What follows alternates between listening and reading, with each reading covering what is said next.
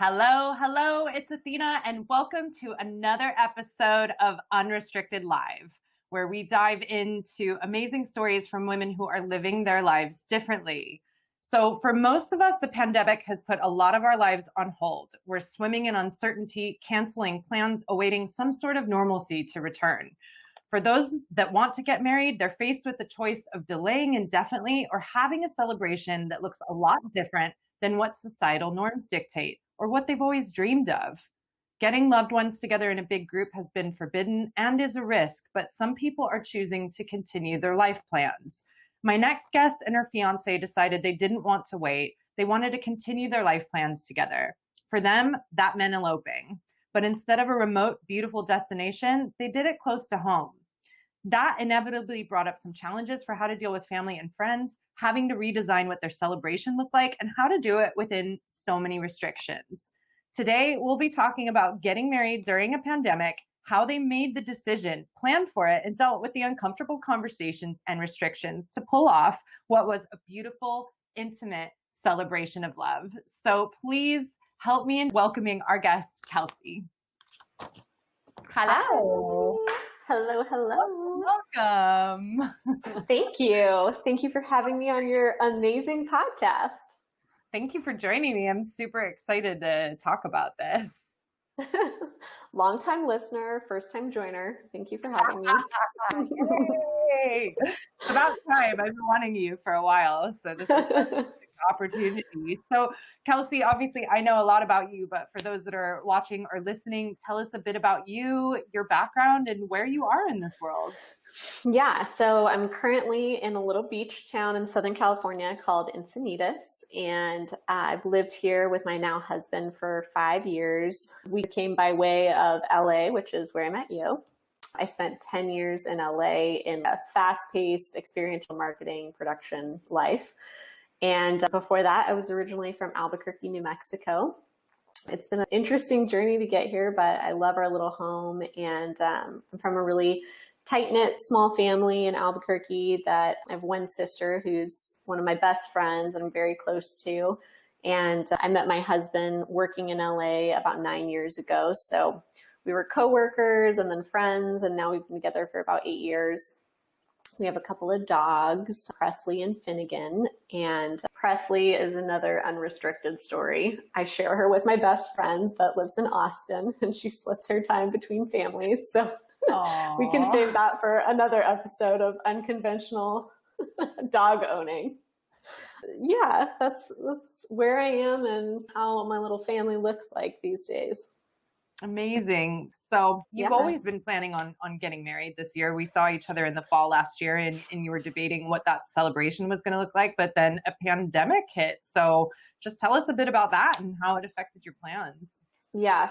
Keenan and I had been together for 6 years and some change when we got engaged. He had a beautiful proposal in White Sands, New Mexico, which it was really sweet because that meant a lot to me being in my home state, and he knew that.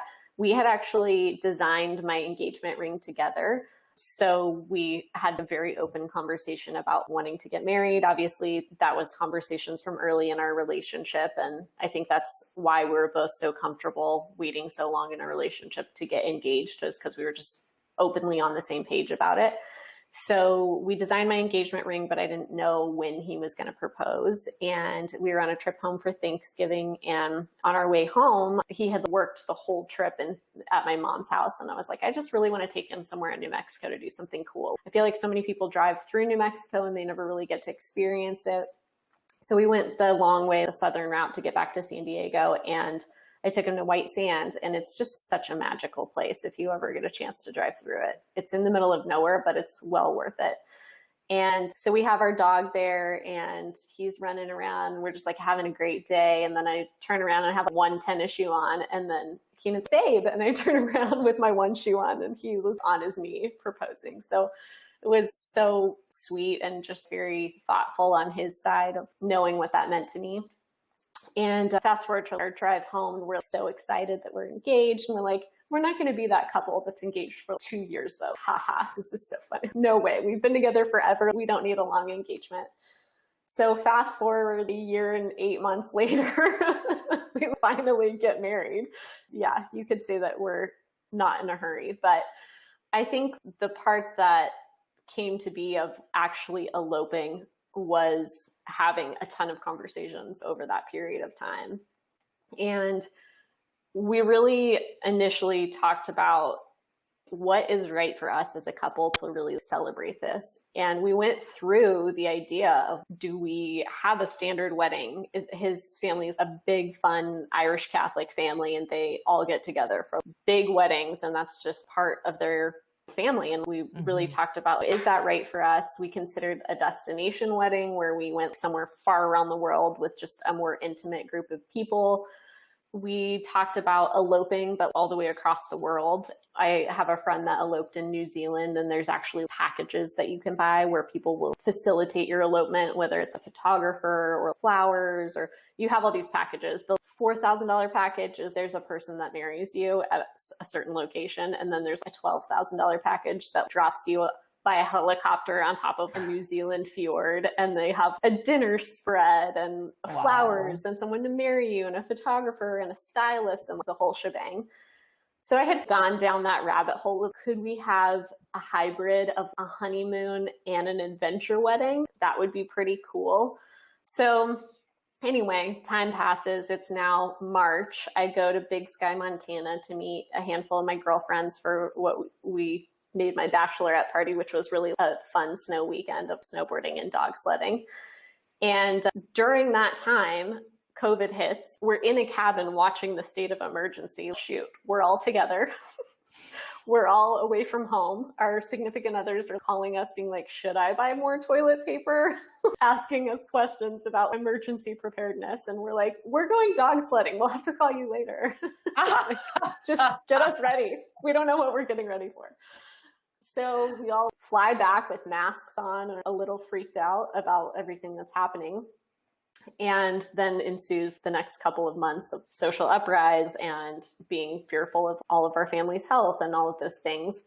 And after things settle down a little bit, we decide to go to Mammoth, which is one of our favorite places. We've gone there for years since we started dating, both to go snowboarding and hiking in the summer. So we have a couple of good friends that live up there. We're like, okay, we'll go up for the weekend. We'll just hang out outside. We don't have to see any other people, get some nature therapy, take our dog on some hikes.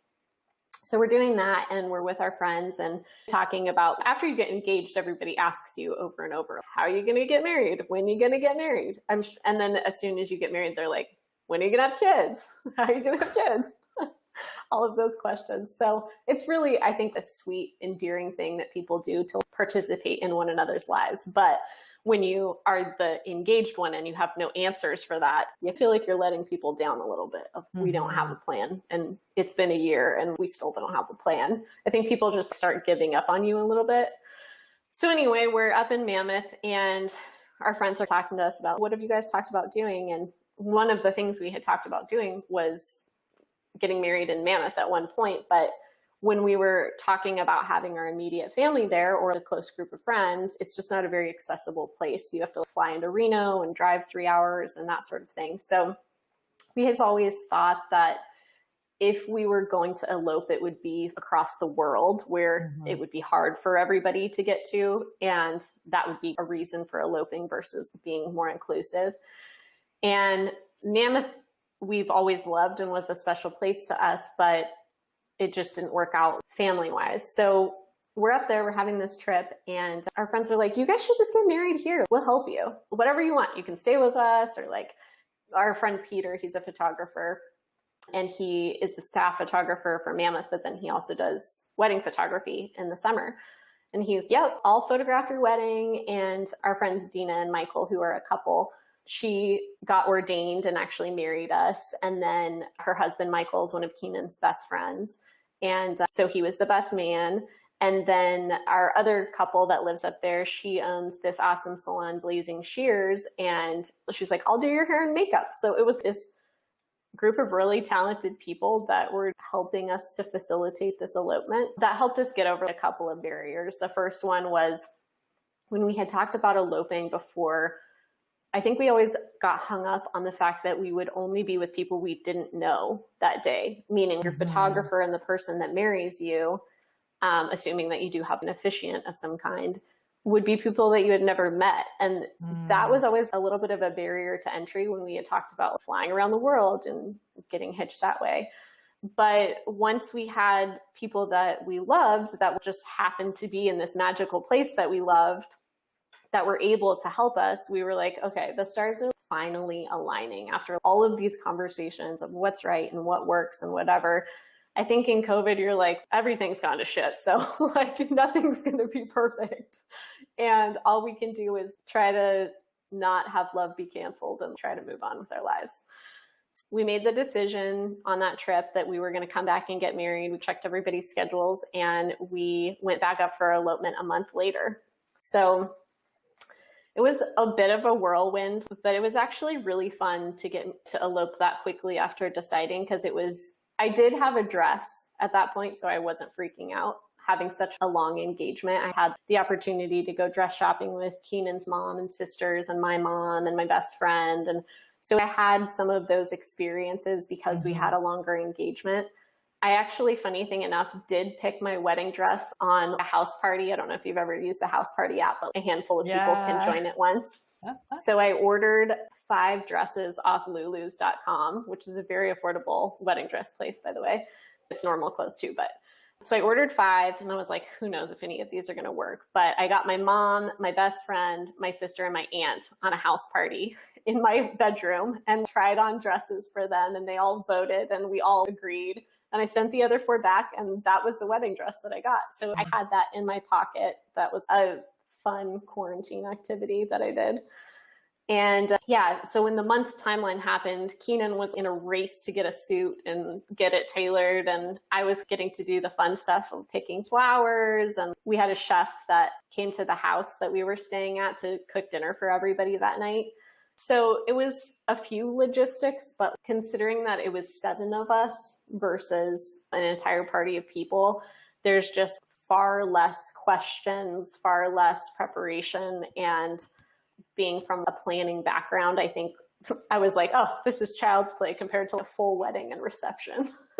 Yeah, there's 2 things I wanted to touch on from that story. One is I talk a lot about on this podcast and just in general, these societal norms that are indoctrinated into all of us, and the way we encourage others to continue to follow this. So that whole when are you getting married, when are you having kids, that sort of thing. For single people, it's like, oh, you'll find someone. I'm like, how do you even know I want to find someone now? It's just interesting because people feel like they're being supportive, but you can internalize that almost as there's expectations. And we get so caught up in wanting to please people and make sure that other people are happy. Sometimes we disconnect from what it is that we actually want, because like you said, they're just trying to be helpful and be involved in our lives. And those are the kind of questions that get asked. But at the same time, if we aren't giving ourselves some sort of distance from their desire to want to be involved and how we're receiving that, it can end up feeling like a lot of pressure to try to do things maybe in a way that doesn't feel right for you and your relationship and your celebration. Yeah, it's funny. I have talked to other people that are professional planners, which is technically, as a strategist or a producer, that's really what you do professionally. And it seems to be split down the middle. Like some of them, my best friend, for example, she had a wedding planned for this November, and she actually postponed it a year because that's been something she's wanted her whole life. I just want to have a big fun party where everybody can drink and make out and dance and have this memorable thing. And for her, I'm so glad that she didn't give that up, because it really is going to be the most fun. And it really is, I think, such a great celebration of who they are as a couple. And so I think she's also a producer, and that's one side of the coin. I talked to another actual wedding planner, and she did something very similar to what I did. She rolled out a rug on a dock by a river. There was 10 of her favorite people that all came up. They did a quick shotgun ceremony and they were out of there. No permit, nothing. And I feel like when you plan professionally, you either think, oh my gosh, this is amazing. I can finally make all of the choices I want. Or it feels a little bit like work and you're like, oh man, now I have to pay for this budget. Like, yeah. And it's my money now. Yeah, we're both producers, event planners, huge festivals, lots of logistics and that sort of thing. So it's impossible for me to shut off that side of my brain. I can't go to a Yeah. gig or I can't go to an event without seeing how there could be improvements. And it's a great gift, I guess, when I'm working, not when I'm not working. So even when I try to host my own event or a dinner party or my strays givings that I used to host. I literally had Yeah. this massive run of show that lasted 3 whole days. And everybody's, oh my God, your spreadsheet, it's so cute. I'm like, yeah, it's not really because like I freak. So I've always pictured if I were to get married, I think I would do something like what you did because I don't think I could go through a day like that in a huge celebration without seeing like, why is that guy doing that? And that's not supposed to be there. And one of the things you talked about when we had the conversation about having this conversation was how different it was for you to be the one receiving attention and help. So I'm curious if you want to share a little bit about how that experience was on the day. Yeah, it's interesting as I think it's human nature to be giving. It's in our DNA to want to help people. And I think that's the most beautiful thing about the human race. Also, being 35, my best friend started getting married, I don't know, 14 years ago or something. So I've been a bridesmaid many a times. I've been supportive event planning friend that just happens to handle logistics at their weddings. I've done And that too. yeah, yeah. And so I feel very comfortable doting on other people, but it is interesting. I don't love being the center of attention, like birthdays or anything like that. I love really special one-on-one interactions. I love small groups of people getting together and having like really meaningful conversations. To me, that's fulfilling on so many levels. But I would rather dance in front of 1,000 people, or let's just say a wedding size. I'd rather dance in front of 100 people or give a TED talk to 100 people than I would say my wedding vows in front of 100 people. And I think that's just because you're really speaking from your heart and it's so sentimental and you're saying it to the person that is absolutely closest to you in the world. So it's interesting. I always wanted to say our own vows, but before we had decided for certain that we were going to elope, I was a little hesitant to do that in front of a whole crowd of people. I felt like I would be giving a public speech of my love and having to give anecdotes of we met when this happened. And instead, I was able to just really talk to him and pretty much forget that anybody else was there, which isn't hard when you're on the side of a lake in the middle of the woods. But I was really able to just tell him what I wanted to tell him on our wedding day. And I didn't feel like I was in my projecting presentation voice. It was like me talking to him. And I said things that I don't know if I would feel comfortable not giving context if I had a group of 100 people. I was telling him inside jokes and funny things that no one else really would even have context to. And it was really sweet because it was just us. So I think there was a big part from the ceremony side that meant a lot to me. Also, Adina, who was our officiant, she and I have a commonality in that we both lost our dads. And I can't speak for all children who have lost a parent, but from my standpoint of being a daughter, losing a dad really young, it was something that I always thought of my wedding day, like about the walking down the aisle part. It was just this rite of passage that was a big part of the grieving process, that you got to miss those moments. So on one side, what was really hard in deciding to elope is you have this experience that you're going to miss this person so much on your wedding day, but then you have to choose of all the other people you love in your life if you want them there or not. So it's this weird dichotomy of you've dreaded not having your dad there your whole 12 years that you've lost him, yet you're also choosing to be alone on your wedding day, which is just, it's messy feelings. It's real life. It's all of the feelings that you have in all of the realms of your life that sometimes contradict each other. And I will say though, from like a fierce lady friendship, having Dina up there and her having also lost her dad, and Sarah, who did my makeup, she has also lost her dad. It was like the two other females that were there with me on my wedding day knew exactly what that was like. And so that was just I just could feel their female support from the deepness of their souls, standing there just like, you got this. You do not need to fall apart today. And so that was a really sweet thing that I think not having a crowd of people watching me walk down the aisle was, I think, special, because I always thought about, what if I had 100 people staring at me as the girl who lost her dad that's walking down the aisle by herself. I'm like getting emotional listening to that. And I think it's so beautiful, the sisterhood you were able to tap into on that day, probably unknowingly, like how it all came together to just really support you, and you sharing your vulnerability. It's something that I never even thought about, like having to share your most intimate conversation in front of all these people, and how that would change what you said, or even, like you said, what goes through your head in terms of what people will be thinking about you based on whether you're following tradition or not. And yeah, that's a really raw and vulnerable space, which eloping to me seems like such a pure expression of a relationship, because it's really just about you guys, and you don't have to worry about ticking all these boxes for other people. And while that might seem selfish, actually, this is meant to be a celebration of your love. And you have family members that have done this, so it wasn't the first time you were exposed to this. And I don't know if I told you, but my parents were together for 20 years, and then I get this like panic, we need to speak on video, and I'm in London and my parents live in Panama, and I was, oh God, who's sick, what's going on? And they're both sitting there and they're like, we went to Vegas. I was like, uh-huh. And they're like, we got married. I'm like, what?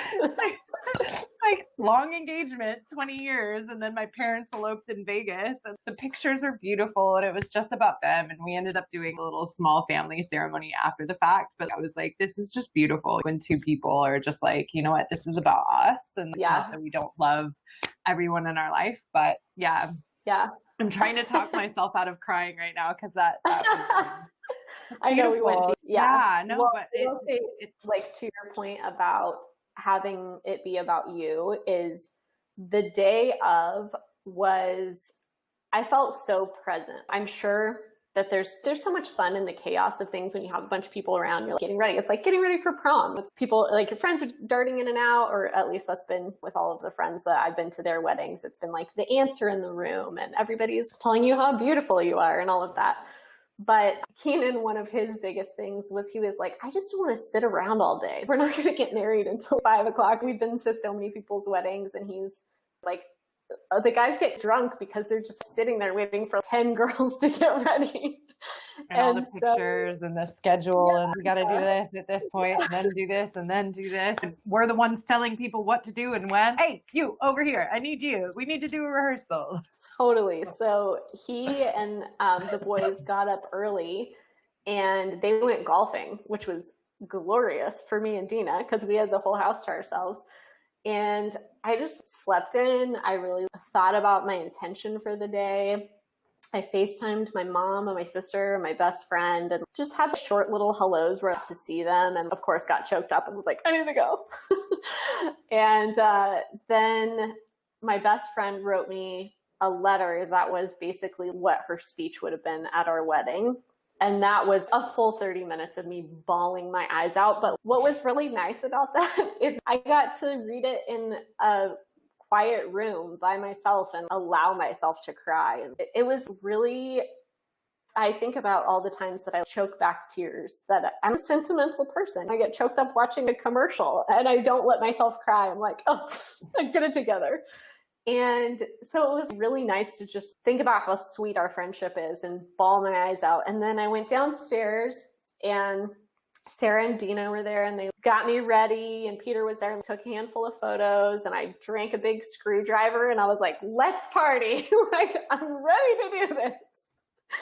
I did the quick little boudoir shoot, which was really fun because you're already ready. You put all this effort into looking beautiful. And Peter was great. It was honestly like 10 minutes, so fast. And then threw on my dress, ran out the door. Keenan and his best man had already gone up to the mountain, and they hid him on this bridge that they had already scouted.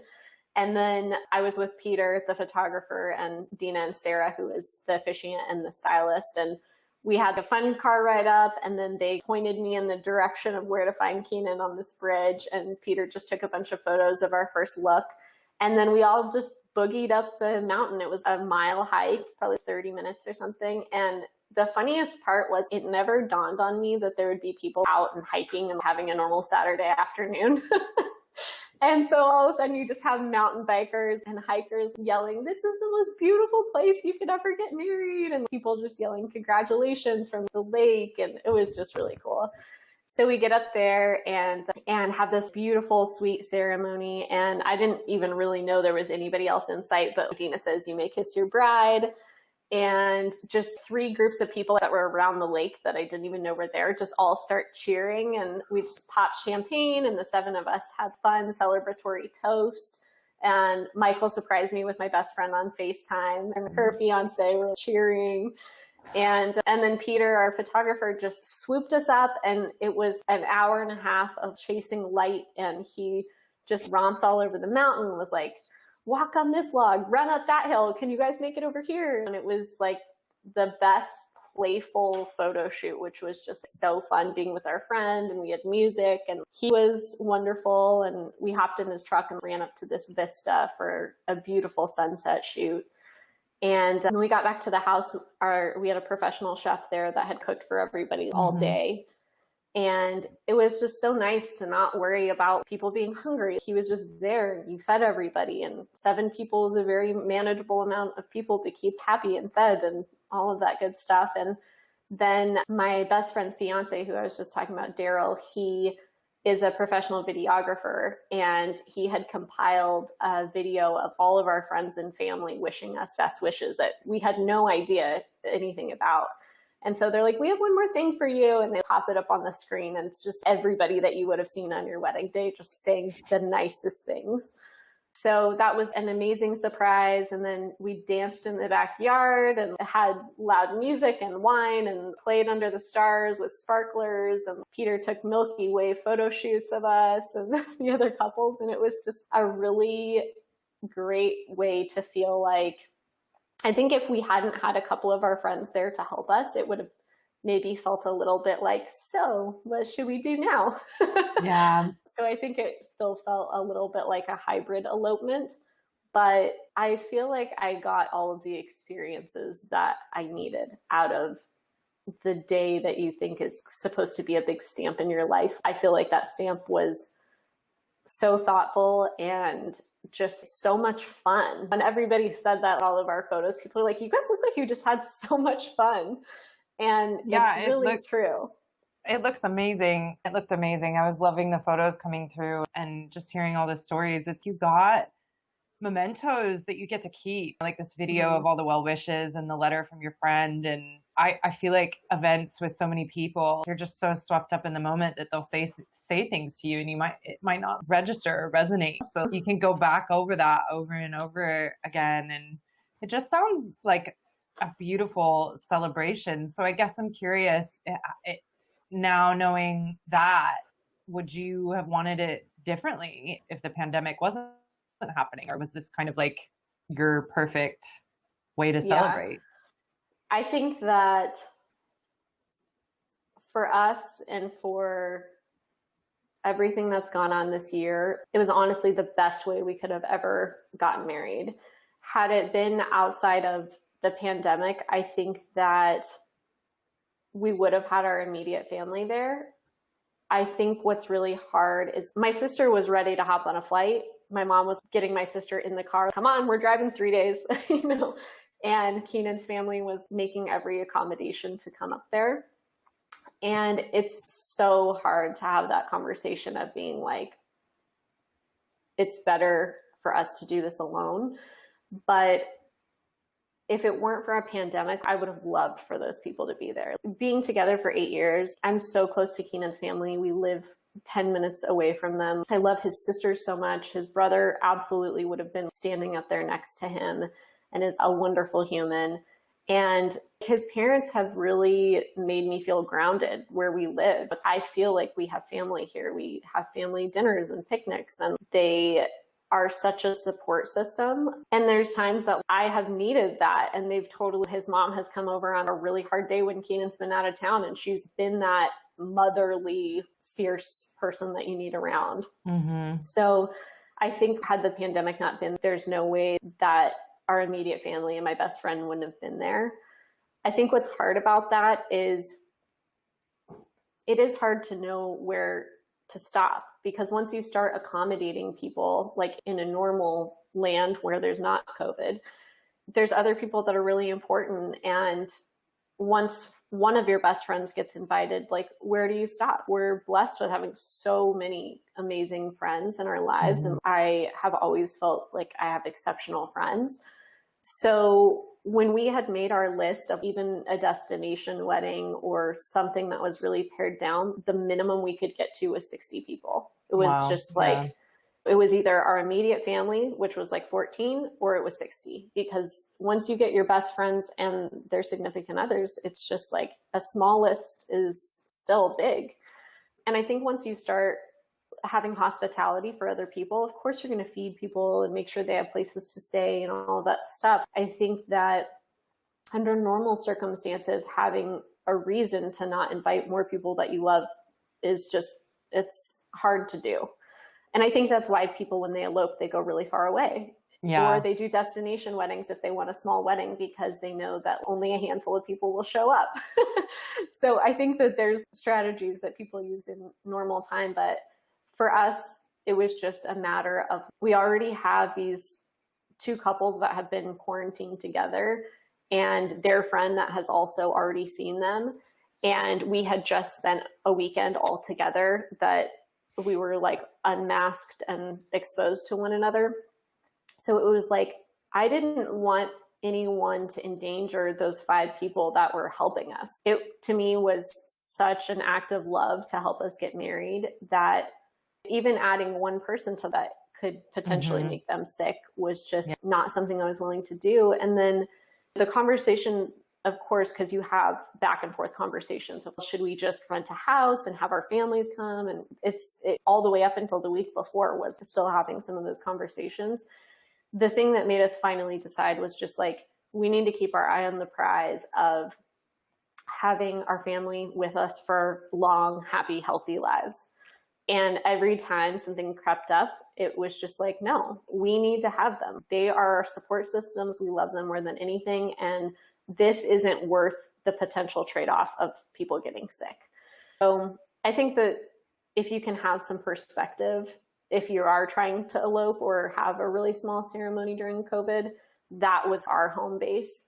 And I think outside of COVID, people afterwards are going to be thrilled that they can get their family together. And there's going to be so many brides that are completely happy to spend 50 grand so they can have the dance party, because none of us have had a dance party in 2 years. Right. Yeah. I feel like the difference with most people run away and elope so they don't have to have those conversations, because they want a small wedding, but they don't want to have the conversations up front and let people down and disappoint people. But you weren't in that situation. You were communicating with everybody the whole way. And I imagine that was even more difficult. Was that kind of the biggest challenge, or were there other challenges that you had going through this and how did you overcome those? I think the thing that I've heard from every couple that I've known that's gotten married is just how many opinions there are. Everybody loves you and they want you to have the best day, and they have their own opinions of what's going to make that the best day. And I think that in most cases, in healthy relationships, it comes from a really good place. I talk to my mom and my sister almost every day, and we talk to Keenan's family and see them all the time. So I think that we had an unusually open dialogue about what we were thinking. And I think it's actually hard sometimes on the people around you, because they're like, should I come? Should I not come? Should I plan? My sister was like, can I plan a vacation this year or not? I tell you can, but I'm probably going to get married. So if you do, and then I want to get married that weekend, I'm going to be very sad. So it's just hard. People want to plan around you. They want to be accommodating for you.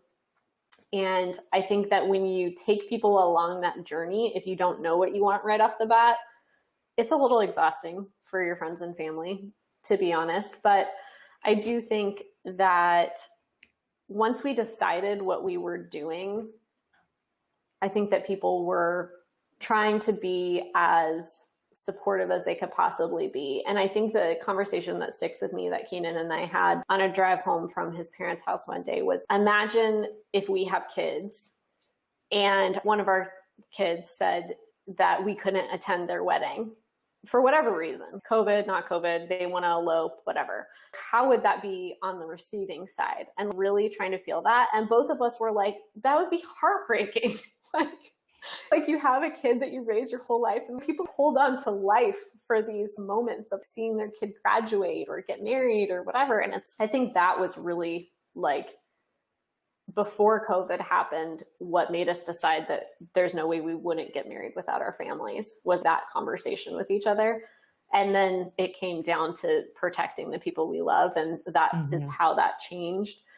But yeah, I think in a lot of ways, I believe that most families, if you're not talking all the time and if you're not really on the same page, I think eloping and coming back and being like, we got married, is probably the best way to do it, because then nobody feels like all of the feels. They are just like, it happened, it's done, and we love you guys. Okay, they did it. There's nothing we can do about it. Yay.